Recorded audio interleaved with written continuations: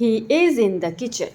अब आज हम डिस्कस करेंगे प्रपोजिशंस के बारे में। पहले थोड़े से एग्जांपल्स देखते हैं, फिर हम एग्जांपल्स को समझ के उनके रूल्स को डिफाइन करेंगे। So he is in the kitchen, preposition in has object the kitchen. अब हम यहाँ पे देख रहे हैं कि हमारी प्रपोजिशन इन है, लेकिन ये इन जो है वो प्रपोजिशन क्यों है? क्योंकि इसका एक ऑब्जेक्ट है, और वो ऑब्जेक्ट क्या है हमारे सेंटेंस में? Kitchen. Okay, next is you may come in. ये बहुत ही कॉम्प्लिकेटेड सा क्वेश्चन है, एग्जाम्स में भी आता है। आपको ये सेंटेंस दिया होता है, you may come in and you have to identify the part of speech. Like in जो है इसमें क्या है? तो ज़्यादातर बच्चे लिख देते हैं preposition, but it is wrong here because it's not a preposition here, it is an adverb. क्यों? क्योंकि यू मे कम इन का कोई, इसमें इनका कोई ऑब्जेक्ट ही नहीं है। और हमारी प्रपोजिशन का रूल पता क्या है? कि प्रपोजिशन का हमेशा एक ऑब्जेक्ट रहता है, ठीक है? तो यहाँ पे इन जो है वो एक एडवर्ब है, ना कि एक प्रपोजिशन।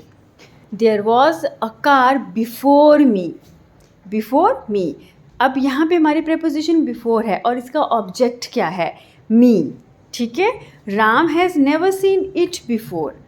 अभी Ram has never seen it before, पहले में देखो there was a car before me, मुझसे पहले। अब यहाँ पे है Ram has never seen it before, तो बिफोर हमारा यहाँ पे एडवर्ब है, प्रपोजिशन नहीं है, क्योंकि इसका कोई क्या है? ऑब्जेक्ट नहीं है, ठीक है? तो आपको यही वाला रीज़न, यही वाला रूल आपको बहुत अच्छे से समझना है।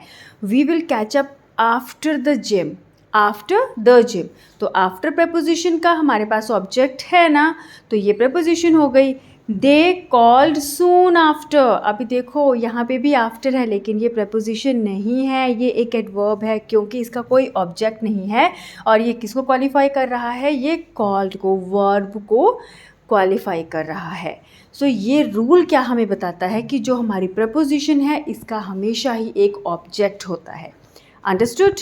अभी हम समझते हैं प्रपोजिशन है क्या और इसका काम क्या है। तो propositions often tell us where one noun is in relation to another, ठीक है?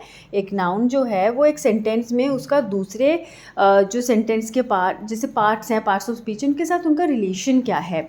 Let's say one example, the coffee is on the table beside you. Coffee कहाँ है? ऑन द टेबल, टेबल के ऊपर है, बिसाइड यू, तुम्हारी side में। On preposition का ऑब्जेक्ट क्या है? टेबल, और बिसाइड का ऑब्जेक्ट क्या है? यू, समझे? But they can also indicate more abstract ideas such as purpose और कॉन्ट्रास्ट। अब इसका काम सिर्फ यही नहीं है कि ये रिलेशन बताएगी नाउन का, ये पर्पज़ भी बताते हैं, किसी चीज़ का उद्देश्य क्या है। कई बार एक सेंटेंस में ये दो चीज़ें एक दूसरे के ऑपोजिशन में बात करती हैं, तो ये वो चीज़ भी हमें बताती है। We went for a walk despite the rain. अब आप समझो, हम कहाँ गए? फॉर अ वॉक, एक वॉक के लिए गए, डिस्पाइट द रेन, हालांकि रेन हो रही थी, रेन, बारिश के बावजूद, बारिश होने के बावजूद हम कहाँ गए? हम घूमने गए, वॉक पे गए। तो यहाँ पे देखो पर्पस है हमारा, कहाँ गए? वॉक पर। और कॉन्ट्रास्ट क्या हो रहा है? डिस्पाइट द रेन, बारिश थी लेकिन फिर भी हम वॉक पर गए।